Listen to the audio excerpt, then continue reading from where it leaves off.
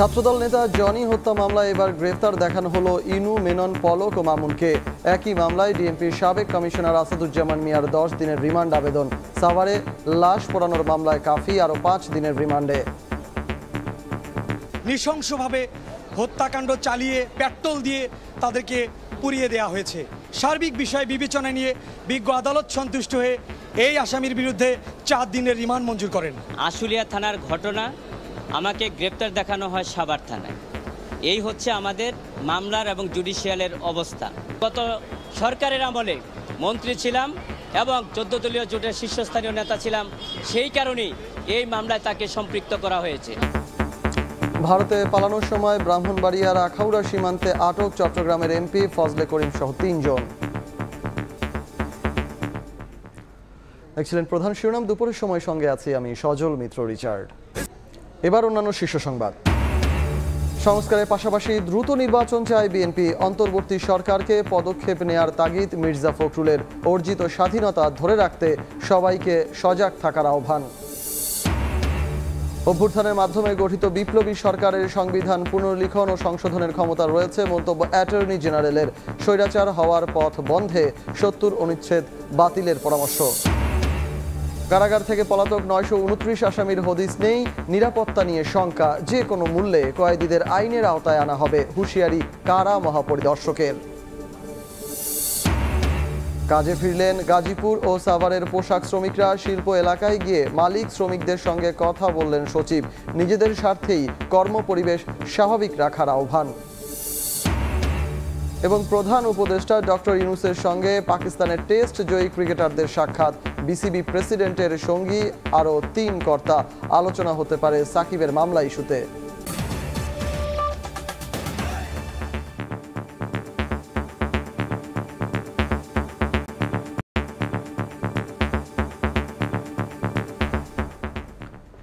ক্রসফায়ারে ছাত্রদল নেতা জনি হত্যা মামলায় হাসানুল হক ইনু, রাশেদ খান মেনন, জুনায়েদ আহমেদ পলক ও সাবেক আইজিপি চৌধুরী আবদুল্লাহ আল মামুনকে গ্রেফতার দেখানো হয়েছে। তাদের কারাগারে পাঠিয়েছেন আদালত। একই মামলায় গ্রেফতার ডিএমপির সাবেক কমিশনার আসাদুজ্জামান মিয়ার 10 দিনের রিমান্ড আবেদন করেছে পুলিশ। এছাড়া সাভারে লাশ পোড়ানোর মামলায় ঢাকা জেলার সাবেক অতিরিক্ত পুলিশ সুপার আবদুল্লাহিল কাফিকে আরও 5 দিনের রিমান্ড দিয়েছেন আদালত। এবার ক্রসফায়ারে ছাত্রদল নেতা নুরুজ্জামান জনি হত্যায় খিলগাঁও থানার মামলায় গ্রেফতার দেখানো হলো জাসদ সভাপতি হাসানুল হক ইনু, ওয়ার্কার্স পার্টির সভাপতি রাশেদ খান মেনন, সাবেক আইসিটি প্রতিমন্ত্রী জুনায়েদ আহমেদ পলককে। একই মামলায় আসামির বেশে আদালতে তোলা হয় পুলিশের সাবেক মহাপরিদর্শক চৌধুরী আবদুল্লাহ আল মামুনকে। এছাড়া খিলগাঁও থানার আশিকুর রহমান হত্যা ও ভাটারা থানার একটি হত্যা মামলায়ও আল মামুনকে গ্রেফতার দেখানো হয়েছে। রিমান্ড শেষে বৃহস্পতিবার সকালে ইনু, মেনন, পলক ও মামুনকে ঢাকার সিএমএম কোর্টে তোলার পর কারাগারে পাঠানো হয়। এদিকে একই মামলায় গ্রেফতার ডিএমপির সাবেক কমিশনার আসাদুজ্জামান মিয়াকে গ্রেফতার করেছে র্যাব। আমরা বিজ্ঞ আদালতে বলেছি যে গত 2টা মামলায় তাকে সোনারেস্ট করে রিমান্ডে নেওয়া হয়েছিল। দীর্ঘদিন রিমান্ড হওয়ার পরে অদ্য যে মামলায় আবার সোনারেস্ট দেখে নিয়েছে, যে সেটার জন্য আমরা বলছি আইন বহির্ভূত, কনস্টিটিউশন বিরোধী। গত সরকারের আমলে মন্ত্রী ছিলাম এবং 14 দলীয় জোটের শীর্ষস্থানীয় নেতা ছিলাম, সেই কারণেই এই মামলায় তাকে সম্পৃক্ত করা হয়েছে। এছাড়া হাজারীবাগ থানার অপহরণ মামলায় ঢাকা জেলার সাবেক পুলিশ সুপার আবদুল্লাহিল কাফির জামিন আবেদন নামঞ্জুর করেন আদালত। তবে সাভারে লাশ পোড়ানোর মামলায় তার আরও 5 দিনের রিমান্ড মঞ্জুর করেন বিচারক। আবদুল্লাহিল কাফি ওনাকে আজকে গ্রেপ্তার দেখিয়ে রাষ্ট্রপক্ষের 12 দিনের রিমান্ড আবেদনের প্রেক্ষিতে বিজ্ঞ আদালত সন্তুষ্ট হয়ে 5 দিনের রিমান্ড মঞ্জুর করেছেন। অর্থাৎ 12 তারিখ থেকে 17 তারিখ সকাল 9টা পর্যন্ত উনি তদন্তকারী কর্মকর্তার অধীনে সাভারে রিমান্ডে থাকবেন এবং পরবর্তী 3 ঘন্টা অর্থাৎ 17 তারিখ 9টা থেকে 12টার মধ্যে ওনাকে বিজ্ঞ আদালতের সম্মুখে পুনরায় উপস্থাপন করার জন্য আদালত নির্দেশ প্রদান করেছেন। আসামিদের আদালতে নেওয়ার সময় ছিল কঠোর নিরাপত্তা ব্যবস্থা। আসিফ মোহাম্মদ সিয়াম, সময় সংবাদ, ঢাকা। এই মুহূর্তে সিএমএম আদালতে আছেন আমাদের সহকর্মী আসিফ মোহাম্মদ সিয়াম। সরাসরি চলে যাব তার কাছে।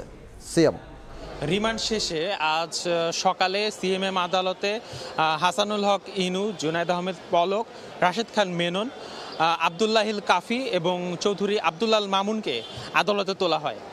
আদালতে তোলার পর আব্দুল্লাহ আল মামুনের বিরুদ্ধে খিলগাঁও থানায় 2015 সালে ছাত্রদল নেতা নুরুজ্জামান জনিকে ক্রসফায়ারের অভিযোগে যে হত্যা মামলা দায়ের করা হয়েছে, সেই হত্যা মামলায় তাকে নতুন করে গ্রেফতার দেখানো হয়েছে এবং একই হত্যা মামলায় জুনায়েদ আহমেদ পলক, রাশেদ খান মেনন, হাসানুল হক ইনু তাদেরকেও নতুন করে গ্রেফতার দেখানো হয়েছে।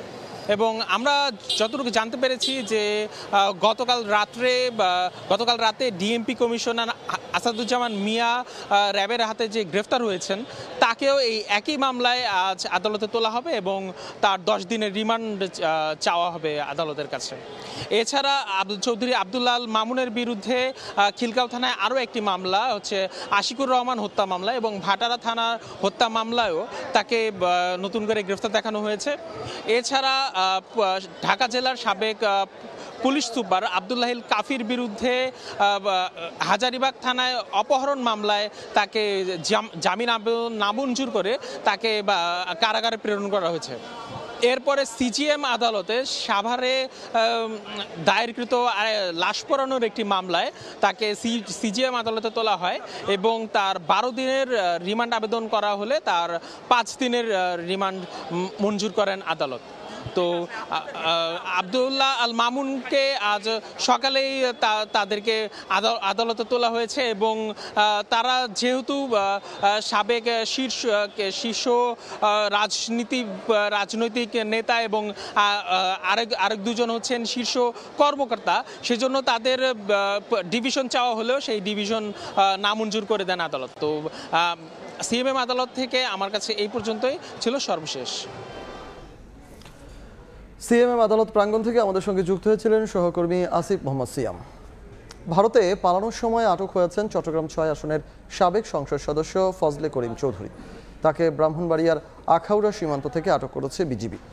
সকালে অবৈধভাবে ভারতে পালানোর সময় আখাউড়ার গাজীর বাজারের ফকির মুড়া এলাকা থেকে তাকে আটক করা হয়। বিজিবি জানায় ভারতে পালানোর সময় ফজলে করিম সহ আখাউড়ার সাবেক ইউপি সদস্য হান্নান মোল্লা ও মানব পাচার চক্রের সদস্য নাইম চৌধুরীকে আটক করা হয়েছে। গত 5 আগস্ট সরকার পতনের পর থেকে আত্মগোপনে ছিলেন ফজলে করিম। তার বিরুদ্ধে চট্টগ্রাম ও রাউজানে একাধিক মামলা হয়েছে। অনুষ্ঠিত হলো অন্তর্বর্তী সরকারের উপদেষ্টা পরিষদের সভা। বৈঠকে সভাপতিত্ব করেন প্রধান উপদেষ্টা ডক্টর মোহাম্মদ ইউনূস। সকাল 11:30 থেকে প্রধান উপদেষ্টার কার্যালয়ে শুরু হয় উপদেষ্টা পরিষদের বৈঠক।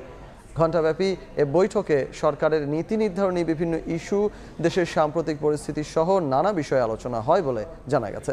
বৈঠকে উপদেষ্টা পরিষদের সদস্য ছাড়াও প্রধান উপদেষ্টার কার্যালয় ও বিভিন্ন মন্ত্রণালয়ের ঊর্ধ্বতন কয়েকজন কর্মকর্তা উপস্থিত ছিলেন।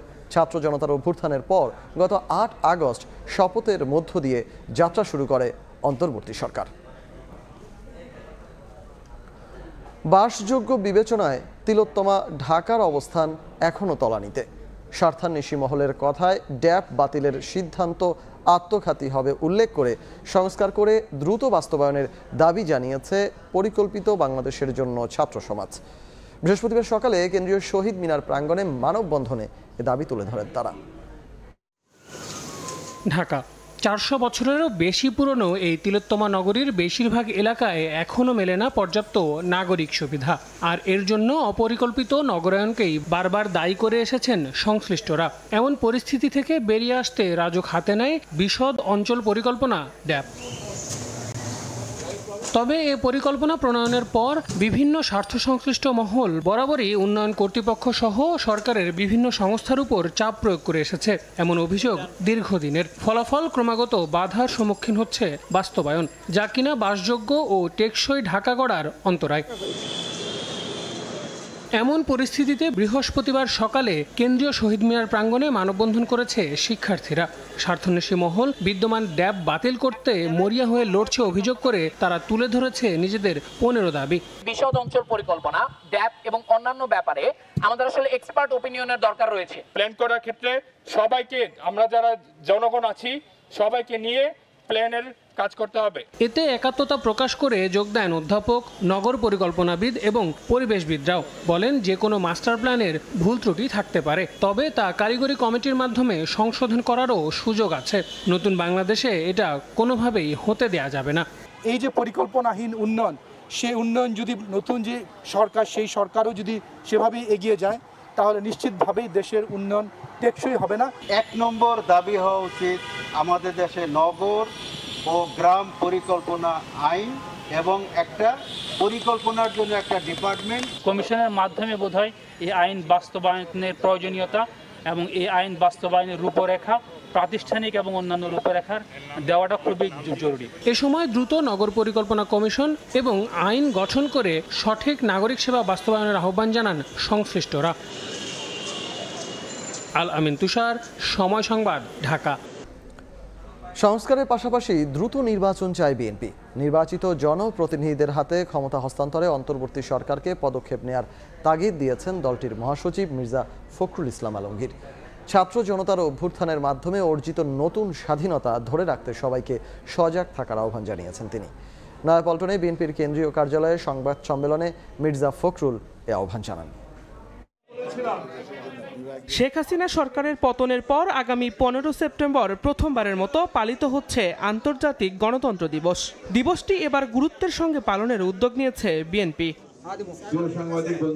বৃহস্পতিবার নয়াপল্টনে বিএনপির কেন্দ্রীয় কার্যালয়ে এ বিষয়ে সংবাদ সম্মেলন করেন দলের মহাসচিব মির্জা ফখরুল ইসলাম আলমগীর। এ সময় আন্তর্জাতিক গণতন্ত্র দিবসকে প্রাতিষ্ঠানিক রূপ দিতে 14 ও 15 সেপ্টেম্বর দুদিনের দলীয় কর্মসূচি ঘোষণা করেন তিনি। গণতন্ত্রকে প্রাতিষ্ঠানিক রূপ দেওয়ার জন্য আমরা এটাকে গুরুত্ব সহকারে পালন করতে চাই। 14 তারিখে আমাদের 3:30টায় বিকাল 3:30টায় শহীদ মিনারে একটি সমাবেশ অনুষ্ঠিত হবে। 15 তারিখে আমরা কেন্দ্রীয় অফিসের সামনে অর্থাৎ নয়াপল্টনের এখানে আমরা একটা সমাবেশ করব। সমাবেশটা হচ্ছে গণতন্ত্রকে প্রাতিষ্ঠানিক রূপ দেওয়ার সমাবেশ। সংবিধান সংস্কারে অন্তর্বর্তী সরকারকে প্রয়োজনীয় সময় দেয়া হবে জানিয়ে বিএনপি মহাসচিব বলেন, সংস্কারের ক্ষেত্রে জনগণের প্রত্যাশাকে মূল্যায়ন করতে হবে। এছাড়াও জনগণের শাসন প্রতিষ্ঠায় দ্রুত সময়ের মধ্যে নির্বাচিত জনপ্রতিনিধিদের হাতে ক্ষমতা হস্তান্তরের পদক্ষেপ নেয়ার আহ্বান জানান তিনি।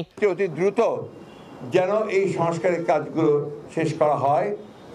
মূল যে বিষয়টা রয়েছে গণতন্ত্রের জন্যে জনগণের প্রতিনিধিদের শাসন, তাদের পরিচালনা, তাদের শাসন, জনগণের নির্বাচিত পার্লামেন্ট দিয়ে দেশ চলবে, সেই বিষয়টা যেন আপনার অবশ্যই দ্রুততার সঙ্গে আপনার সমাপ্ত হয়। এ সময় বিএনপি চেয়ারপারসন বেগম খালেদা জিয়ার শারীরিক অবস্থা নিয়ে ব্রিফ করেন তার ব্যক্তিগত চিকিৎসক ডাক্তার AJM জাহিদ হোসেন। জানান, উন্নত চিকিৎসার জন্য বিএনপি চেয়ারপারসনের শারীরিক অবস্থা পর্যালোচনা করে প্রয়োজনীয় ব্যবস্থা নেওয়া হবে।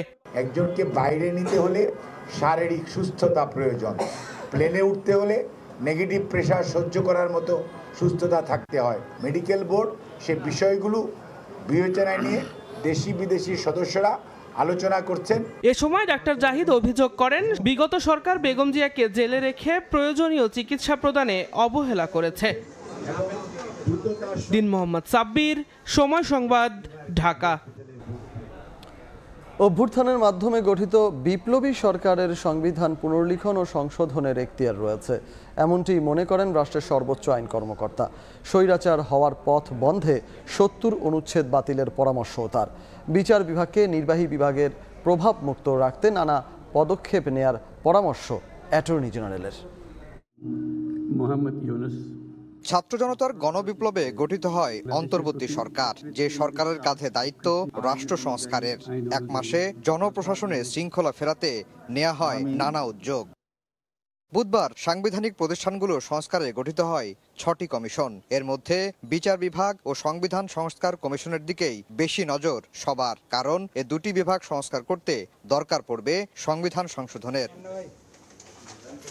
অ্যাটর্নি জেনারেলের কাছে প্রশ্ন ছিল, সংসদ ছাড়া অন্তর্বর্তী সরকারের সংবিধান সংস্কারের এখতিয়ার আছে কিনা। বিপ্লবোত্তর একটি সরকারে যদি মনে করেন সেই সরকার সংবিধানকে নতুন করে ঢেলে সাজাবেন, সেখানে কাস্টমারি প্র্যাকটিসগুলো আসবে।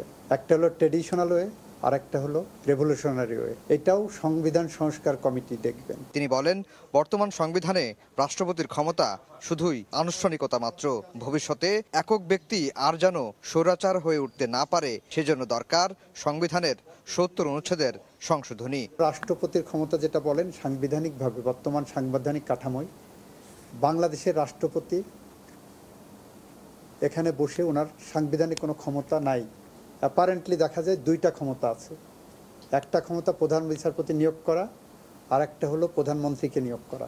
কার্যত বাংলাদেশের আইন বিভাগ, শাসন বিভাগ, বিচার বিভাগ একক ব্যক্তির নিয়ন্ত্রণে চলে গিয়েছিল। অনেকটা ভূমিকা রেখেছে 70 অনুচ্ছেদ। এগুলো সংবিধান সংস্কার কমিটি যারা আছেন ওনারা দেখবেন। বিচার বিভাগকে নির্বাহী বিভাগের প্রভাবমুক্ত রাখতে অধস্তন আদালতের বিচারকদের বদলি, পদোন্নতি সহ সবকিছু বিচার বিভাগের অধীনে আনার পক্ষে মত রাষ্ট্রের সর্বোচ্চ আইন কর্মকর্তার। উচ্চ আদালতের বিচারক নিয়োগেও দরকার সুনির্দিষ্ট নীতিমালা। আফজাল হোসেন, সময় সংবাদ, ঢাকা। কাজে ফিরলেন গাজীপুর ও সাভারের পোশাক শ্রমিকরা। এদিকে শিল্প এলাকায় গিয়ে মালিক শ্রমিকদের সঙ্গে কথা বলেছেন শ্রম ও কর্মসংস্থান মন্ত্রণালয়ের নতুন সচিব AHM শফিকুজ্জামান। গাজীপুরের টঙ্গীতে মতবিনিময় সভায় তিনি বলেন, ঝুট ব্যবসার দ্বন্দ্বের শিকার হচ্ছেন শ্রমিকরা। শুক্রবার থেকে সব কারখানা খোলা রাখার আহ্বান জানান তিনি। কাজে ফিরতে শুরু করেছেন শিল্পনগরী গাজীপুর ও সাভার DEPZ-এর পোশাক কারখানার শ্রমিকরা। এতে স্বাভাবিক হয়েছে অধিকাংশ পোশাক কারখানার উৎপাদন।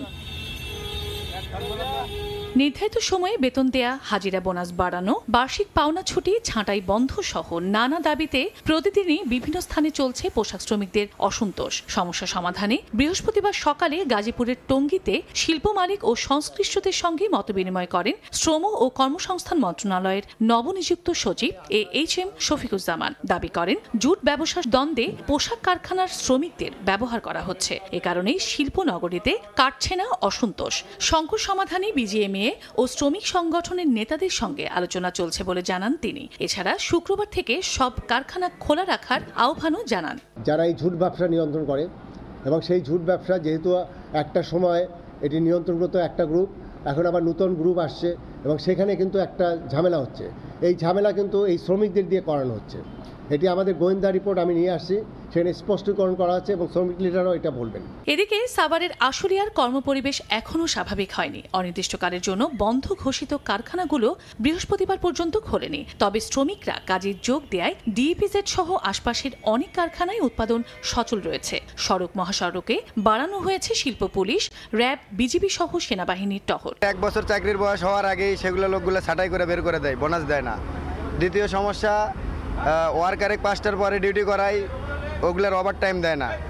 তারপর তৃতীয় সমস্যা, ওয়ার্কারের ফ্লোরের ভিতরে অনেক খারাপ ভাষায় গালিগালাজ করে। আমরা 9টা বাজে সবাই গেটে দাঁড়াইছিলাম, মালিক পক্ষের কোনো লোকজন এসে বলে না যে তোমরা অপেক্ষা করো কিংবা আজকে বাসায় যাও, কালকে বা পরশু দিনকে মালিক পক্ষ এসে তোমাদের একটা ডিসিশন দিব। কিছু কিছু ফ্যাক্টরিতে যেগুলো খোলা আছে সেখানে আন্দোলন আছে, মানে দাবি দেওয়া নিয়ে তাদের মধ্যে কথা চলছে। অন্য সকল ফ্যাক্টরিগুলোতে যথাযথভাবে কাজ চলছে। শ্রম সচিব জানান, বৃহস্পতিবার নারায়ণগঞ্জে শতভাগ কারখানা খোলা থাকলেও গাজীপুরে মাত্র 8টি এবং আশুলিয়ায় 107টি বন্ধ রয়েছে। চন্দ্রা বিশ্বাস, ববি, সময় সংবাদ। এই মুহূর্তে গাজীপুরের টঙ্গীর শিল্পনগরীতে আছেন আমাদের সহকর্মী রাজিবুল হাসান। পোশাক কারখানার পরিস্থিতি জানতে সরাসরি চলে যাব তার কাছে।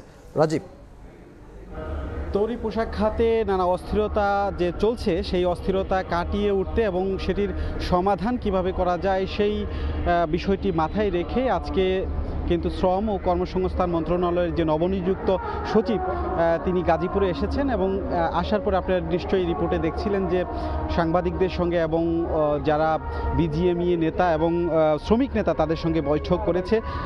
এখন মূলত টঙ্গী যে বিস্তিক এলাকা, সেই বিস্তিক এলাকার একটি ফ্যাক্টরি জাবের জুবাইয়ের, সেটির ভেতরে তিনি রয়েছেন এবং শ্রমিকদের সঙ্গে কথা বলার চেষ্টা করছেন।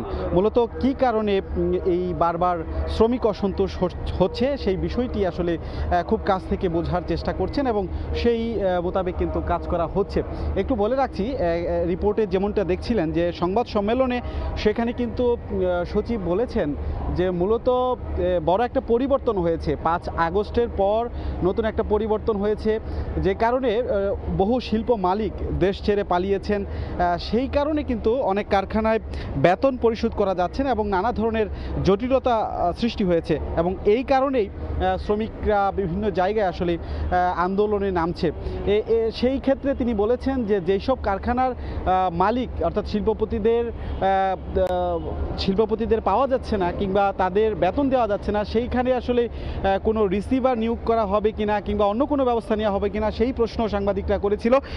কিন্তু তিনি বলেছেন যে আসলে সমস্যা যাতে না থাকে সেইটির জন্য আসলে যা করা দরকার, অর্থাৎ সেই প্রতিষ্ঠানের কারা ঊর্ধ্বতন দায়িত্বে রয়েছে তাদেরকে দিয়ে হলেও সেটি মোকাবেলা করা হবে। আরেকটি বিষয় হচ্ছে যে শিল্প কারখানাগুলোতে আসলে ঝুট ব্যবসার যে দ্বন্দ্ব চলছে, অর্থাৎ নতুন যারা এসেছে তারা আসলে ঝুট ব্যবসা দখলে নিতে চায় এবং সেই ক্ষেত্রে পোশাক কারখানাদেরকে ব্যবহার করে বিভিন্ন জায়গায় অসন্তোষ তৈরি করা হচ্ছে বলেও তিনি মন্তব্য করেছেন।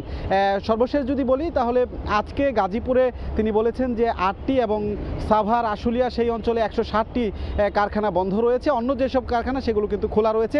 এছাড়া যে নারায়ণগঞ্জ সেখানে কিন্তু পুরোদমে উৎপাদন চলছে। মোটামুটি এই ছিল আমার কাছ থেকে গাজীপুর থেকে সবশেষ তথ্য। গাজীপুর টঙ্গী থেকে আমাদের সঙ্গে যুক্ত হয়েছিলেন সহকর্মী রাজিবুল হাসান। গ্রেড বৈষম্য নিরসনে টানা 36 দিন অবস্থান কর্মসূচি পালন করছেন অডিটররা। এতে থমকে গেছে দেশের সরকারি বিল পাশের সব ধরনের কার্যক্রম। এর মধ্যে 2 দফায় 661 জনকে দশম গ্রেডে নিয়েছে 3 মন্ত্রণালয়, তবে তা মানতে রাজি নন তারা।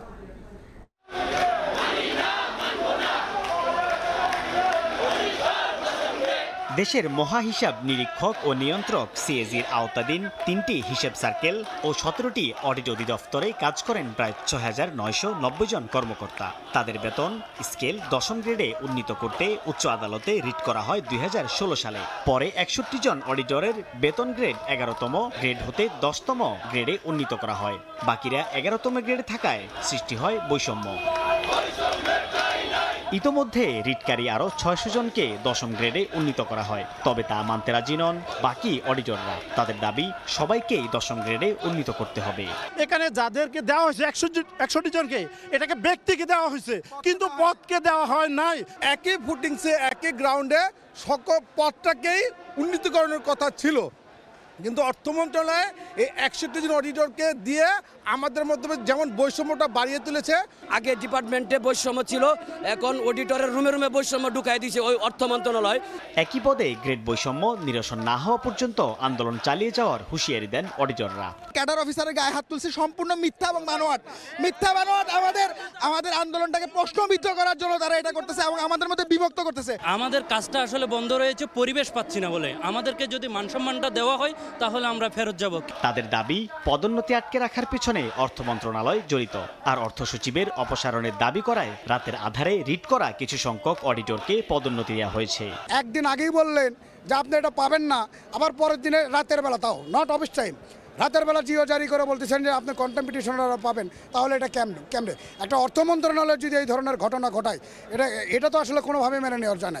এদিকে সিএজির প্রধান কার্যালয় গেলে তারা জানান অডিটরদের দাবির বিষয়ে অর্থ ও জনপ্রশাসন মন্ত্রণালয়ের সঙ্গে আলোচনা চলছে, দ্রুতই সমস্যা সমাধান করা হবে। সাইফুল ইসলাম, সময় সংবাদ, ঢাকা। একদম ফ্রেশ বিশ্বমানের প্রযুক্তির সকল সুবিধা নিয়ে ভালো থাকুন আপনিও। কঙ্কা। কারাগার থেকে পালিয়ে যাওয়া আসামিদের আইনের আওতায় আসতেই হবে। হাজারখানেক পলাতক আসামির প্রতি এমন হুঁশিয়ারি দিয়েছেন কারা মহাপরিদর্শক। অপরাধ বিশ্লেষকদের মতে বিভিন্ন মামলায় সাজাপ্রাপ্ত এসব আসামি সামাজিক নিরাপত্তায় হুমকি তৈরি করছে। তাদের আবার কারাগারে ফেরানো না গেলে আইন শৃঙ্খলা পরিস্থিতিতে নেতিবাচক প্রভাব পড়ার শঙ্কা আছে বলে মনে করছেন তারা। আতিকুর রহমান তমালের রিপোর্ট। দেশ থেকে পালিয়েছেন শেখ হাসিনা। বিটিভিতে এই সংবাদ দেখে মুক্তি পেতে বিক্ষোভ করতে থাকে কয়েদিরা। 6 আগস্ট সাতক্ষীরা জেলা কারাগার থেকে 596, শেরপুর জেলা কারাগার থেকে 518 এবং গাজীপুরের কাশিমপুর কারাগার থেকে পালিয়ে যায় 203 জন বন্দী। এর আগে 19 জুলাই নরসিংদীর কারাগার থেকে পালিয়ে যায় 826 জন কয়েদি। সব মিলে পালিয়ে যাওয়া বন্দীর সংখ্যা 2241 জন। কারাগারের জন্য পেরিমিটার পর্যন্ত সিকিউর রেসপন্সিবিলিটিটা আমাদের কারা কর্তৃপক্ষের। যদি কোনো কারণে যদি বহির কোনো আক্রমণ অথবা প্রতিহত করার জন্য সাধারণত আমরা যে কোনো ল এনফোর্সিং এজেন্সির সহায়তা নিই, বাট ওই সময় আসলে আমরা সহায়তাটা পাইনি। আপনারা জানেন পুলিশ এবং অন্যান্য বাহিনীগুলো ওভাবে আমাদেরকে সহায়তা করতে পারেনি, যে কারণে আসলে ঘটনাগুলো হয়েছিল এবং পালিয়ে গেছে। অবশ্য পালিয়ে যাওয়াদের মধ্যে পরবর্তীতে স্বেচ্ছায় কারাগারে ফিরেও আসেন অনেকে। ইতিমধ্যেই আত্মগোপনে থাকা অনেককে গ্রেফতার করে আইন শৃঙ্খলা বাহিনী। তবে এখনও পালিয়ে আছে 929 জন। কারা মহাপরিদর্শক বলছেন যে কোনো মূল্যে সেসব কয়েদিকে গ্রেফতার করবেন তারা। তারা যদি দেশের ভিতর থাকে তারা অবশ্যই গ্রেপ্তার হবে, বিকজ আমাদের ল এনফোর্সিং এজেন্সি তারা ব্যবস্থা নিচ্ছেন এবং আপনারা দেখেছেন যে ইতিমধ্যে মৃত্যুদণ্ডপ্রাপ্ত বেশ কয়েকজন অলরেডি গ্রেপ্তার হয়েছেন। তো আমরা প্রত্যাশা যে বাকিরাও গ্রেপ্তার হবে। অপরাধ বিশ্লেষকদের মতে পূর্ণ শক্তি নিয়ে এখনও শতভাগ তৎপর হতে পারেনি আইন শৃঙ্খলা বাহিনী। এই সুযোগে আসামিরা যাতে অপরাধ সংগঠিত করতে না পারে সেজন্য অবিলম্বে গ্রেফতার করতে হবে কয়েদিদের। সমাজের মধ্যে নিরাপত্তার যে শৃঙ্খলা, সেই জায়গাগুলো যথেষ্ট হুমকির মুখে পড়ে যাবে। যে অ্যাপ্রোচগুলো অন্যান্য দেশগুলো ব্যবহার করে সেটি হচ্ছে একজনকে দিয়ে আরেকজনকে খুঁজে বের করা। এই প্রক্রিয়াটি এই মুহূর্তে ভালো কাজ করতে পারে বলে আমি মনে করছি। কারাগারগুলো থেকে লুট হওয়া 94টি অস্ত্রের মধ্যে ইতিমধ্যেই 60টি অস্ত্র উদ্ধার করা সম্ভব হয়েছে। আইন শৃঙ্খলা বাহিনীর সূত্রগুলো বলছে আত্মগোপনে থাকা বন্দীরা যাতে সীমান্ত পারে যেতে না পারে সেজন্য তৎপর আছে সীমান্তরক্ষী বাহিনীও। হাতিকুর রহমান তামাল, সময় সংবাদ, ঢাকা। খুলনা, বাগেরহাট ও সাতক্ষীরার বিভিন্ন বেড়িবাঁধে আবারও ভাঙন দেখা দিয়েছে। অন্তত 69 কিলোমিটার বাঁধ বেশি ঝুঁকিপূর্ণ হওয়ায় আতঙ্কে স্থানীয়রা। বাঁধ ভেঙে 2000-এর বেশি হেক্টর মৎস্য ও চিংড়ি ঘের ক্ষতিগ্রস্ত হয়েছে। মাছ চাষিদের লোকসান টাকার অঙ্কে 38 কোটি। এছাড়া 40 হেক্টর কৃষি জমি ক্ষতিগ্রস্ত হয়েছে। পানি উন্নয়ন বোর্ড বলছে বেড়িবাঁধের জরুরি স্থানে সংস্কার করা হচ্ছে। নিয়ামুল হোসেন কোচির তোলা ছবিতে আব্দুল্লাহ আল মামুন রুবেলের প্রতিবেদন। খুলনার দাকব উপজেলার খোনা এলাকায় নদীর পার ঘেঁষে দেখা দিয়েছে দীর্ঘ এই ভাঙন। গত সপ্তাহে এখানে বাঁধ ভেঙে তলিয়ে যায় অন্তত 4টি গ্রাম। একইভাবে এর এক সপ্তাহ আগে জেলার পাইকগাছা উপজেলার দেলুটি ইউনিয়নে বাঁধ ভেঙে অন্তত 13টি গ্রাম তলিয়ে যায়। সব মিলিয়ে ক্ষতিগ্রস্ত হয় 2152 হেক্টর মৎস্য ও চিংড়ি ঘের টাকার অঙ্কে, যা 38 কোটি টাকারও বেশি। এছাড়া 40 হেক্টর কৃষি জমি পানিতে তলিয়ে যায়। ওই দুই এলাকা ছাড়াও দুই উপজেলার 56টি স্থানের 31 কিলোমিটার এলাকায় নদীর পার ভাঙছে। একই চিত্র দক্ষিণের আরও দুই জেলা বাগেরহাট, সাতক্ষীরার 6 উপজেলার অন্তত 38 কিলোমিটার বেড়িবাঁধে। গত মে মাসে ঘূর্ণিঝড় রেমালে নতুন করে ক্ষতিগ্রস্ত হয়েছে অনেক এলাকার বেড়িবাঁধ। বিভিন্ন সংস্থার তথ্য মতে অতি ঝুঁকিপূর্ণ এসব এলাকা বাদেও 100 কিলোমিটারেরও বেশি এলাকা ঝুঁকিপূর্ণ অবস্থায় আছে। তো ঘুমাতে পারিনি যে কোন বাড়িঘর সব তোলায় যায় কিনা। বছরই একবার করে আমরা পানিতে ভাসি। প্ল্যানিং করছে, এই টাকা না এই টাকা আসবে, ফান্ড আসবে, প্ল্যানিং এর দুর্বলতা আছে। ব্লক ছাড়া এখানে আর কখনো বাঁধ রাখা যাবে না। ভাঙন রোধে টেকসই বেড়িবাঁধের প্রয়োজনীয়তার কথা স্বীকার করলেও শুধু পরিকল্পনাতেই সীমাবদ্ধ পানি উন্নয়ন বোর্ড। বেশ কিছু প্রকল্প প্ল্যানিং কমিশনে গিয়েছে এবং এই প্রকল্পগুলো অনুমোদিত হলে আমরা কাজগুলো বাস্তবায়ন করতে সক্ষম হব। পানি উন্নয়ন বোর্ডের দেয়া তথ্য মতে 3 জেলায় 2006 কিলোমিটার বেড়িবাঁধ রয়েছে। দুর্বল এসব বেড়িবাঁধ ভাঙনের পর নামমাত্র সংস্কারে বছর না ঘুরতেই আবারও ভাঙন দেখা দেয়। ফলে খুলনার উপকূলীয় এলাকার নদীপাড়ের মানুষের দুঃখ দুর্দশা কমছেই না বছরের পর বছর, যুগের পর যুগ। তাই স্থায়ী টেকসই বেড়িবাঁধ নির্মাণের যে দাবি এলাকাবাসীর, তা এখন আরও জোরদার হয়েছে। খুলনার দাকব থেকে আব্দুল্লাহ আল মামুন রুবেল, সময় সংবাদ। দুপুরের সময় আরও থাকছে। টেলিভিশন বিতর্কে কমলার কাছে ধরাশায়ী ডোনাল্ড ট্রাম্প, হ্যারিসকে বিজয়ী ঘোষণা বেশিরভাগ গণমাধ্যমের। দ্বিতীয় বিতর্ক চায় ডেমোক্র্যাট শিবির।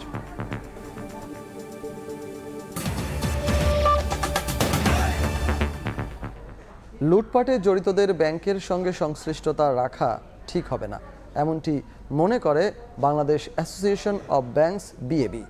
দুপুরে মতিঝিল বাংলাদেশ ব্যাংকে গভর্নরের সঙ্গে সাক্ষাৎ শেষে একথা জানান সংগঠনটির সভাপতি। টাস্ক ফোর্সকে বিএবিকে সঙ্গে নিয়ে ব্যাংক খাত সংস্কারের আহ্বান সংগঠনটির। তারল্য সংকটে ধুঁকতে থাকা দেশের ব্যাংক খাতের সংস্কারে যেমন নতুন নেতৃত্ব আসছে, তেমনি সংশ্লিষ্ট সংগঠনগুলোতে বুধবার 6 সদস্যের টাস্কফোর্স গঠন করেছে বাংলাদেশ ব্যাংক। এই অবস্থায় বৃহস্পতিবার দুপুরে বাংলাদেশ ব্যাংকের গভর্নরের সঙ্গে দেখা করতে আসেন বেসরকারি ব্যাংকের উদ্যোক্তাদের সংগঠন বাংলাদেশ অ্যাসোসিয়েশন অব ব্যাংকার্স বিএবির নতুন অ্যাডহক কমিটির চেয়ারম্যান। কথা বলেছেন যে এগুলো উত্তরণ পরে সাংবাদিকদের প্রশ্নের জবাবে বিএবির চেয়ারম্যান পরিষ্কারভাবে জানিয়ে দেন, আর্থিক খাত লুটেরাদের ব্যাংকের সঙ্গে কোনো সম্পর্ক রাখতে দেওয়া উচিত নয়। যারা করছে they should be wiped out from the scene, bank থেকে এই সেক্টরতে থাকাই উচিত না, যেহেতু অনেক ক্ষতি করে ফেলছে। এখন ওই সমস্ত যদি আবার প্রশ্রয় দিই আমরা, তাহলে তো আমাদের দেশই পুরো ধ্বংস হয়ে যাবে। ব্যাংক সংস্কারে গঠিত টাস্কফোর্স যেন বিএবির সঙ্গে পরবর্তী করণীয় ঠিক করে সে আহ্বান জানান তিনি। টাস্কফোর্স করুক আর যেটাই করুক, সেটা আমাদের সাথে আলোচনা করতে হবে। আমি বলছি যে আমাদের উই শুড বি হার্ড, আমাদের শুনতে হবে আমাদের কথা। আমরা যারা ব্যাংক পরিচালনা করি, আমরা পলিসি পরিচালনা তো আমরা করি, কাজে আমাদের সাথে আলাপ করে নিয়ে ভালো হয়। কাজ করার স্বাধীনতা পেয়েছেন উল্লেখ করে বিএবি চেয়ারম্যান জানান, বাংলাদেশ ব্যাংকের সঙ্গে মিলে ব্যাংক খাতের উন্নয়নে কাজ করবে সংগঠনটি। ইয়ানুর শিফাত, সময় সংবাদ, ঢাকা। শঙ্কা কাটিয়ে চট্টগ্রামে টিসিবির ন্যায্য মূল্যে পণ্য বিক্রির কার্যক্রম শুরু হয়েছে। রাজনৈতিক পট পরিবর্তনে কাউন্সিলরদের অনুপস্থিতিতে সরকারি বিভিন্ন দপ্তরের কর্মকর্তা তত্ত্বাবধানে এ পণ্য বিক্রির কাজ চলছে। পণ্য বিক্রি দেরিতে শুরু হওয়ায় তা চলবে মধ্য সেপ্টেম্বর পর্যন্ত। তবে কিছুটা বিড়ম্বনায় পড়তে হচ্ছে বলে জানান ডিলাররা। বিস্তারিত জানাচ্ছেন ফেরদৌস লিপি। নিম্ন আয়ের মানুষদের মধ্যে খাদ্য নিরাপত্তায় ভূমিকা রাখতে ট্রেডিং কর্পোরেশন অব বাংলাদেশ বা টিসিবি সারা দেশে 1 কোটি ফ্যামিলি কার্ডধারী পরিবারের মাঝে ভর্তুকি মূল্যে পণ্য বিক্রি করে প্রতি মাসে। কিন্তু গত 5 আগস্ট ছাত্র জনতার গণ অভ্যুত্থানে রাজনৈতিক পট পরিবর্তনের পর চট্টগ্রাম নগরীর 41টি ওয়ার্ডের অনেক কাউন্সিলর 1 মাস ধরে অফিস করছেন না। অনেকে রয়েছেন আত্মগোপনে। ফলে কাউন্সিলরদের অনুপস্থিতিতে নগরীতে আগস্ট মাসে টিসিবির ন্যায্য মূল্যে পণ্য বিক্রি কার্যক্রম চালু করা যায়নি। তবে শেষ পর্যন্ত সরকারি বিভিন্ন দফতরের কর্মকর্তাদের তত্ত্বাবধানে ডিলারদের মাঝে টিসিবির পণ্য বিক্রি কার্যক্রম শুরু হয়েছে। আর অল্প কিছু কার্ড আমার টোটাল চিটং জেলায় হলো 5,35,050 জন উপভোগী, তার মধ্যে আর হয়তো 70,000 কার্ডের পণ্য বাকি আছে। আমি আশা করি আগামীকাল পরশুর মধ্যে আমি শেষ করে দিব। শঙ্কা কাটিয়ে দেরিতে হলেও আগস্ট মাসে টিসিবির পণ্য বিক্রি শুরু হয়। সেপ্টেম্বর মাসেও আঞ্চলিক অফিস থেকে গেল মাসের পণ্য তুলছেন ডিলাররা। তবে পণ্য প্রাপ্তিতে বেশ কয়েকজনের স্বাক্ষর লাগায় বিড়ম্বনায় পড়তে হচ্ছে তাদের। একটু বিড়ম্বনায় পড়তেছে, এরাও বুঝাইতে পারতেছে না, ওনারাও বুঝে নিতে পারছে। ওনাদেরকে চিঠি দিয়েছে সরকারিভাবে দেখে স্বাক্ষর করার জন্য। তো ওইটা হলো যে উনি মাল বিক্রিকালীন সময় যে ওনাদেরকে একটু খবর দেয়, তাহলে ওনাদেরকে একটু নিয়ে আসতে, ওনারা তা চিনে না। বিশেষজ্ঞরা বলছেন দ্রব্যমূল্যের ঊর্ধ্বগতির বাজারে ইতিবাচক প্রভাব ফেলতে হলে ওএমএস টিসিবির বাইরেও রেশন কার্ডের ব্যবস্থা করতে হবে। সে সঙ্গে সম্পূর্ণ ভেঙে দিতে হবে বাজার সিন্ডিকেট। রেশনিং সিস্টেমটিকে একটু আপগ্রেড করে এখানে আপনার বিশেষ করে সমবায় পদ্ধতি যদি আমরা পণ্য সংগ্রহ এবং পণ্য বিতরণের ব্যবস্থা করতে পারি এবং টিসিবিকে আরও বেশি সক্ষম করে তোলা এবং এখানে স্বচ্ছতার জবাবদিহিতার ব্যবস্থা যদি করা যায়, তাহলে কিন্তু সেটা একটা পথ খোলা আসতে পারে। চট্টগ্রামে মহানগর ও 15 উপজেলা মিলে মোট 5,35,050 জন ফ্যামিলি কার্ডধারী টিসিবির পণ্য পেয়ে থাকে। ফেরদৌস লিপি, সময় সংবাদ, চট্টগ্রাম। স্কুল কলেজ খোলা থাকলে রাজধানীতে নেমে আসে যানজটের অভিশাপ। ভুক্তভোগী নাগরিকদের অভিযোগ, বছরের পর বছর অপরিকল্পিতভাবে শিক্ষা প্রতিষ্ঠান গড়ে তোলার পাশাপাশি স্কুল বাস সার্ভিস চালু করতে না পারার ব্যর্থতার কারণে পথেই নষ্ট হচ্ছে কর্মঘণ্টা।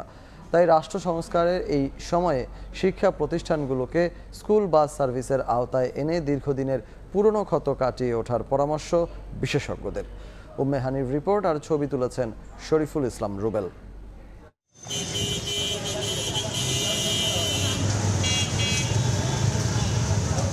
দীর্ঘ অপেক্ষার ছাপ চোখে মুখে, শরীর জুড়ে রাজ্যের ক্লান্তি। দিনের শুরুতেই যেন দিন শেষের অনুভূতি। 2 থেকে আড়াই ঘন্টা আগে ঘর থেকে বেরিয়েও মেলে না গন্তব্যের দেখা। এই তো রাজধানীর স্কুলগামী শিক্ষার্থীদের নিত্যদিনের তিক্ত অভিজ্ঞতা। রাস্তা প্রায় 40 মিনিট যাবত গাড়িতে বসে আছি। আমি তো কখনো এটা এক্সপেক্ট করি না যে আমার সময়টা ওয়েস্টেজ হোক। বাচ্চা আমার মাত্র 3তে পড়ে, এতটা পথ দৌড়ায় আসা লাগলো। এট এ টাইমে যখন এই জায়গায় গাড়িগুলো আসে তখন মানে কন্ট্রোল করাটা আসলেই খুব চ্যালেঞ্জিং আর কি। এখন আমি দাঁড়িয়ে আছি মোহাম্মদপুরের ইকবাল রোডে। এই এলাকাটিতে ছোট বড় মিলিয়ে রয়েছে প্রায় 17টি স্কুল। সব শিক্ষার্থীরা যাচ্ছেন স্কুলে। আমার পিছনে যে যানজটের চিত্র দেখছেন সেটি এখানকার স্কুল শুরু এবং শেষের সময়কার নিত্যদিনের চিত্র। তবে পরিবহন বিশেষজ্ঞরা বলছেন স্কুল বাস সার্ভিস চালু থাকলে এই ট্রাফিকের চিত্রটি হতো ঠিক ভিন্ন। কোনো উদ্যোগ যে নেওয়া হয়নি তা কিন্তু নয়। লোক দেখানো স্কুল বাস সার্ভিসের সবশেষ দৃষ্টান্ত রাজধানীর বনানী বিদ্যানিকেতন স্কুল অ্যান্ড কলেজের। কয়েক হাজার শিক্ষার্থীর ওই স্কুলটিতে চলতি বছরের ৩ জুলাই অনেকটা ঢাকঢোল পিটিয়ে চালু করা হয় ৩টি মাত্র বাস। প্রয়োজনের তুলনায় অপ্রতুল সার্ভিসটি চালুর সকল ক্রেডিট ঢাকা উত্তর সিটি কর্পোরেশন নিলেও শর্ত মোতাবেক সংস্থাটি দেয়নি কোনো অর্থ। বরং ডিএনসিসির সাবেক মেয়র পলাতক থাকায় এখন অনেকটাই অনিশ্চিত স্কুল বাস প্রজেক্টটি। তারা চেয়েছিল কিন্তু আমরা এখন পর্যন্ত পাই নাই, আর আদৌ দিবে কিনা আমরা জানি না। তবে আমরা আমাদের নিজস্ব অর্থায়নে এই বাস সার্ভিস চালু রাখতে চাই। পরিসংখ্যান বলছে ঢাকার রাস্তায় প্রতিদিন তৈরি হয় 2 থেকে 2.5 কোটির মতো ট্রিপ, যার মধ্যে প্রায় 40 লক্ষ ট্রিপ স্কুলগামী শিক্ষার্থীদের গাড়ির। 2009 সালে স্কুল বাস চালুর উদ্যোগ নেওয়া হয়। সেই প্রজেক্টটিও মুখ থুবড়ে পড়ে কিছুদিনের মধ্যেই। পরে 2010 সালে বিআরটিসি 2টি স্কুল বাস সার্ভিস চালু করলেও তা বর্তমানে বন্ধ। আর তাই শুধু স্কুল বাস সার্ভিস চালু করাতে সমস্যার সমাধান দেখছেন না বিশেষজ্ঞরা। ক্যাচমেন্ট ভিত্তিক যদি স্কুল প্রতিষ্ঠা করা যায়, যেটা আমি বলছিলাম 4 থেকে 4.5 স্কয়ার কিলোমিটারের মধ্যে যারা থাকবে তারাই যদি ওই স্কুলে পড়ার সুযোগ পায়, তাহলে এখানে উইন উইন সিচুয়েশন তৈরি হবে। একটা সহজেই আসলে স্কুল বাসের ছাত্রদেরকে স্কুলে আনা যাবে। পাশাপাশি ঢাকার যে স্কুলগুলি আছে প্রত্যেকটা স্কুলের মান পরিবর্তনের যে বিষয়টা, সেটারও কিন্তু একটা সুযোগ তৈরি হবে। যে উদ্যোগে নেওয়া হোক তা যদি হয় লোক দেখানো, তবে সমস্যার সমাধান হবে না বলেও মনে করেন বিশেষজ্ঞরা। উম্মে হানি, সময় সংবাদ, ঢাকা। লাইসেন্স ফিরে পেতে চায় দেশের প্রথম মোবাইল অপারেটর সিটিসেল। গেল 29 আগস্ট লাইসেন্স পুনর্বহালের জন্য বিটিআরসিকে চিঠি দিয়েছে প্যাসিফিক বাংলাদেশ টেলিকম লিমিটেড। একই সঙ্গে 2033 সাল পর্যন্ত 4G এবং 5G সেবা প্রদানের লাইসেন্সও চেয়েছে। শুধু তাই নয়, পক্ষপাতদুষ্ট সিদ্ধান্তে সিটিসেল বন্ধ করায় সাবেক প্রতিমন্ত্রী তারানা হালিম সহ সংশ্লিষ্টদের বিচারও দাবি করেছে প্যাসিফিক বাংলাদেশ টেলিকম লিমিটেড। সময়মতো বকেয়া পরিশোধ করতে ব্যর্থ হয় 2016 সালের অক্টোবরে মহাখালীতে সিটিসেলের প্রধান কার্যালয়ে গিয়ে নেটওয়ার্ক সুইচ বন্ধ করে দেয় বিটিআরসি। সাবেক বিএনপি নেতা ও সাবেক পররাষ্ট্রমন্ত্রী মোর্শেদ খানের প্রতিষ্ঠান সিটিসেলের কাছে বিটিআরসির হিসাব অনুযায়ী পাওনা ছিল 477 কোটি 69 লাখ টাকা। এই অর্থের 2/3 4 সপ্তাহের মধ্যে পরিশোধের নির্দেশ দেন আদালত। কার্যক্রম চালু রাখতে নিজেদের হিসাব অনুযায়ী পাওনার 2/3 244 কোটি টাকা পরিশোধ করে সিটিসেল, যদিও তাতে কার্যক্রম চালু রাখতে পারেনি প্রতিষ্ঠানটি। 2 দশকেরও বেশি সময় ধরে গ্রাহক সেবা দিয়ে আসা সিটিসেলের ফ্রিকোয়েন্সি লাইসেন্স বাতিল করা হয় 2022 সালের সেপ্টেম্বরে। আর 2023 সালের মার্চে কোম্পানির অপারেটিং লাইসেন্সই বাতিল করে বিটিআরসি। এ সময় লেট ফি ও রানিং বিল মিলিয়ে বিটিআরসির পাওনা ছিল 218 কোটি টাকা। কার্যক্রম বন্ধের 8 বছর পর সম্পূর্ণ 10 মেগাহার্টজ স্পেকট্রাম সহ cellular mobile phone operator licence এবং রেডিও যোগাযোগ সরঞ্জাম লাইসেন্স পুনরায় ফেরত দেওয়ার আবেদন করেছে সিটিসেল। গেল 29 আগস্ট দেয়া চিঠিতে বলা হয়, রাজনৈতিক প্রতিহিংসার কারণে প্রথমে তাদের তরঙ্গ স্থগিত এবং পরে লাইসেন্স বাতিল করা হয়। 8 বছর বন্ধ থাকায় 2000 কোটি টাকার রাজস্ব হারিয়েছে সিটিসেল। এসব কিছুর জন্য সাবেক প্রতিমন্ত্রী তারানা হালিমকে দায়ী করা হয়। ওনার ইনিশিয়েটিভে ডেইলি প্রিন্ট মিডিয়াতে অ্যাডভার্টাইজমেন্ট গেছে নোটিশ আকারে যে সিটিসেল বন্ধ হয়ে যাবে, আপনারা সব কাস্টমার যারা আছেন আপনাদের মতন সুইচ করেন। Being a minister of telecommunication, ওনারা এটা করাটা কতটুকু জাস্টিফাইড হয়, আমার এটা নিয়ে একটা কোশ্চেন আছে। We want justice. পুনরায় ব্যবসায় ফিরতে প্রযুক্তি নিরপেক্ষ লাইসেন্সও চায় সিটিসেল, যাতে 4G ও 5G সেবা অন্তর্ভুক্ত থাকবে। এজন্য তারা অর্থ পরিশোধ করবে, তবে তা রাজস্ব আদায়ের পর। আমরা যা চেয়েছি বিটিআরসির কাছে পেলে তারপর হয়তো আমরা একটা ফাইনাল ডিসিশন নিয়ে যে কিভাবে আসলে আমরা মার্কেটে আবার আসবো, তখন ইনশাল্লাহ আমরা ডেফিনেটলি আপনাদের সাথে শেয়ার করব। সার্বিক বিষয় নিয়ে বিটিআরসির ভারপ্রাপ্ত চেয়ারম্যান আমিনুল হকের সঙ্গে যোগাযোগ করা হলে কোনো মন্তব্য করতে রাজি হননি। শুভ খান, সময় সংবাদ, ঢাকা। মার্কিন প্রেসিডেন্ট নির্বাচন সামনে রেখে ডেমোক্র্যাট ও রিপাবলিকান প্রার্থীদের বিতর্কে বেশিরভাগ গণমাধ্যম কমলা হ্যারিসকে বিজয়ী ঘোষণা করেছে। ট্রাম্প সমর্থক ফক্স নিউজও কমলাকে বিজয়ী বলছে। যুক্তরাষ্ট্র থেকে লস্কর আল মামুনের রিপোর্ট। হাস্যোজ্জ্বল কমলা হ্যারিস বিতর্কের মঞ্চে উঠেই এগিয়ে গিয়ে অপর প্রান্তের প্রতিদ্বন্দ্বী ডোনাল্ড ট্রাম্পের সঙ্গে করমর্দন ও কুশল বিনিময় করার দৃশ্যই হয়তো মার্কিনীদের মন জয় করে। মার্কিন প্রেসিডেন্ট নির্বাচনের আর মাত্র কয়েক সপ্তাহ বাকি। এর আগে প্রতিদ্বন্দ্বী দুই প্রার্থীদের টেলিভিশন বিতর্কের দিকে মুখিয়ে ছিল সাধারণ মানুষ।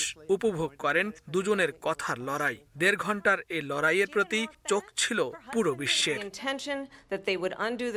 দুজনেই পাল্টাপাল্টি আক্রমণে একে অপরকে নাস্তানাবুদ করার চেষ্টা করেন। এ সময় মার্কিন সংবাদ মাধ্যম এবিসি নিউজ আয়োজিত এ বিতর্কের সঞ্চালক ডেভিড মুইর ও লিন্ডসে ডেভিস অনেকটা ভালোভাবেই সামলে নিয়েছেন তাদের। 59 বছর বয়সী কমলা আর 78-এর ট্রাম্পের বাগযুদ্ধে অধিকাংশ মার্কিন গণমাধ্যম কামালা হ্যারিসকেই জয়ী বলেছেন। মার্কিন সংবাদ মাধ্যম ফক্স নিউজকে বলা হয় ট্রাম্প সমর্থক। সেই ফক্স নিউজই কমলাকে জয়ী বলেছে। ফক্স নিউজের রাজনৈতিক বিশ্লেষক ব্রিট হিউম বলেন, কমলা খুব ভালোভাবেই প্রস্তুতি নিয়ে এসেছিলেন এবং বিতর্ক জুড়ে বিভিন্ন বিষয়ে ট্রাম্পকে লক্ষ্যচ্যুত করতে সক্ষম হয়েছেন। বলেন, ট্রাম্পের জন্য এটি খারাপ রাত ছিল। রাজনৈতিক বিশ্লেষক হ্যারল্ড ফোর্ড জুনিয়র সরাসরি বলেন, এই বিতর্কে জয় পেয়েছেন কমলা। ভোটারদের মতামতের ভিত্তিতে ওয়াশিংটন পোস্ট বলেছে, মঙ্গলবার রাতের বিতর্কে এগিয়ে রয়েছেন কমলা। 90 মিনিটের ওই বিতর্ক দেখেছেন এমন 6 জন ভোটারের সঙ্গে কথা বলে বিবিসি জানিয়েছে, বিতর্কে কমলায় মুগ্ধ ভোটাররা। তবে কাকে ভোট দেবেন তা এখনো চূড়ান্ত করেননি অনেকে। লস্কর আল মামুন, সময় সংবাদ, যুক্ত। প্রধান উপদেষ্টা ডক্টর মোহাম্মদ ইউনূসের সঙ্গে দেখা করেছেন বাংলাদেশ জাতীয় দলের ক্রিকেটাররা। দুপুর 12:15 নাগাদ মিরপুরে অনুশীলন শেষ করে টিম বাসে ওঠেন ক্রিকেটাররা। পরে তেজগাঁওয়ে প্রধান উপদেষ্টার কার্যালয়ে যান তারা। পাকিস্তানের টেস্ট জয়ী দলের 15 সদস্য ছাড়াও বিসিবি প্রেসিডেন্ট ফারুক আহমেদ, নবনিযুক্ত পরিচালক নাজমুল আবেদিন ফাহিম, প্রধান নির্বাহী নিজামুদ্দিন চৌধুরী সুজন এবং মিডিয়া ম্যানেজার রাবিদ ইমাম আছেন ক্রিকেটারদের সঙ্গে। পাকিস্তানের বিপক্ষে টেস্ট সিরিজ জয়ের পর অধিনায়ক শান্তকে টেলিফোন করে শুভেচ্ছা জানিয়েছিলেন মোহাম্মদ ইউনূস। সে সময়ই ক্রিকেটারদের সঙ্গে দেখা করার ইচ্ছেও প্রকাশ করেন তিনি। ডক্টর মোহাম্মদ ইউনূসের সঙ্গে আজ সাকিব আল হাসানের মামলা নিয়ে আলোচনা হতে পারে ক্রিকেটার এবং বিসিবি কর্তাদের।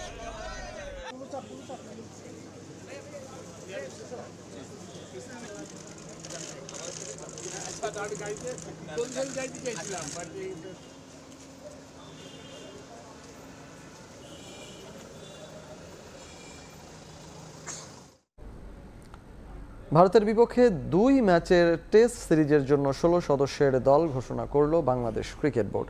ইনজুরির কারণে স্কোয়াড থেকে বাদ পড়েছেন পাকিস্তানের ঐতিহাসিক টেস্ট সিরিজ জয়ের অন্যতম নায়ক পেসার শরীফুল ইসলাম।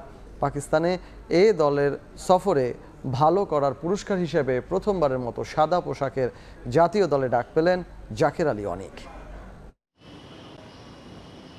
ভারতের বিপক্ষে টেস্ট সিরিজে কারা থাকবেন আর কারা বাদ পড়বেন সেটা নিয়ে এবার অন্তত খুব বেশি আগ্রহ ছিল না কারোই। কারণ পাকিস্তানের সদ্য সমাপ্ত সিরিজে বাংলাদেশের দুর্দান্ত পারফরমেন্সের পর খুব যে একটা চেঞ্জ হবে না সেটা সবাই জানতো। সে পথে হাঁটেওনি ক্রিকেট বোর্ড। অনেকটা অনুমিত একটা স্কোয়াড ঘোষণা করলেন গাজী আশরাফ হোসেন লিপু, আব্দুর রাজ্জাক এবং হান্নান সরকারের নির্বাচক কমিটি। তবে সবচেয়ে বড় চমক হয়ে এসেছে পেসার শরীফুল ইসলামের না থাকা। পাকিস্তানের বিপক্ষে ঐতিহাসিক টেস্ট সিরিজ জয়ের পর শরীফুলকে বাদ দিয়ে স্কোয়াড ঘোষণা করা বেশ কঠিন ছিল নির্বাচকদের জন্য, কিন্তু কাজটা অনেকটাই সহজ হয়ে যায় শরীফুলের ইনজুরির কারণে। রাওয়ালপিন্ডিতে প্রথম টেস্টে পাওয়া কুঁচকির ইনজুরিটা এখনো ভোগাচ্ছে বাঁহাতি পেসারকে, যে কারণে ভারতে তাকে দলের সঙ্গে রাখার ঝুঁকি নেয়নি লিপু বাহিনী। শরীফুলের অনুপস্থিতিতে ব্যাটিং অর্ডার আরও একটু শক্তিশালী করার চেষ্টা করেছে tiger team management. Middle order batter Jaker Ali অনিককে প্রথমবারের মতো সাদা পোশাকে জাতীয় দলের জন্য বিবেচনায় নিয়েছেন তারা। মূলত পাকিস্তানে এ দলের সফরে সেঞ্চুরি করার পুরস্কার পেলেন জাকের। এছাড়া বাকি সদস্যরা আছেন আগের মতোই। ওপেনিংয়ে আছেন 3 জন, সাদমান ইসলাম এবং জাকির হাসানের সঙ্গী একমাত্র ডানহাতি মাহমুদুল হাসান জয়। ওয়ান ডাউনে নাজমুল হোসেন শান্তর কোনো বিকল্প নেই আপাতত। তারপরের জায়গাটা ফিক্সড মুমিনুল হকের জন্য। আর তারপর আছেন দলের সবচেয়ে নির্ভরযোগ্য 2 ব্যাটার মুশফিকুর রহিম এবং সাবেক বিশ্বসেরা অলরাউন্ডার সাকিব আল হাসান। মিডল অর্ডারের বাকি এক ক্রিকেটার লিটন দাস এই মুহূর্তে বাংলাদেশ দলের অন্যতম ভরসার নাম। লেট অর্ডারে জাকের আলী অনেক ছাড়াও আছেন অলরাউন্ডার মেহেদী হাসান মিরাজ। পরের জায়গাগুলো 2 স্পিনারের, তাইজুল ইসলাম এবং নাইম হাসান। আর শেষ 3টি জায়গায় আছেন দলের 3 পেসার, তাসকিন আহমেদ, নাহিদ রানা এবং খালেদ আহমেদ। 14 সেপ্টেম্বর দলের সঙ্গে যোগ দেবেন হেড কোচ চান্ডিকা হাতুরু সিংহে। পরে 15 তারিখ ভারতে উড়াল দেবে বাংলাদেশ ক্রিকেট দল। নিয়ন মোহাইমিন, সময় সংবাদ। এ পর্যায়ে শীর্ষ সংবাদগুলো জানিয়ে দিচ্ছি আরেকবার। জনি হত্যা মামলায় এবার গ্রেফতার ইনু, মেনন, পলক ও মামুন। আসাদুজ্জামান মিয়ার 10 দিনের রিমান্ড আবেদন আবারও রিমান্ডে কাফি। ভারতে পালানোর সময় আটক এমপি ফজলে করিম। সংস্কারের পাশাপাশি দ্রুত নির্বাচন চায় বিএনপি। অন্তর্বর্তী সরকারকে পদক্ষেপ নেয়ার তাগিদ মির্জা ফখরুলের। অর্জিত স্বাধীনতা ধরে রাখতে সবাইকে সজাগ থাকার আহ্বান। এবং অভ্যুত্থানের মাধ্যমে গঠিত বিপ্লবী সরকারের সংবিধান পুনর্লিখন ও সংশোধনের এখতিয়ার রয়েছে, মন্তব্য অ্যাটর্নি জেনারেলের। স্বৈরাচার হওয়ার পথ বন্ধে 70 অনুচ্ছেদ বাতিলের পরামর্শ। এ ছিল দুপুরের সময়ে, সঙ্গে থাকুন সময়।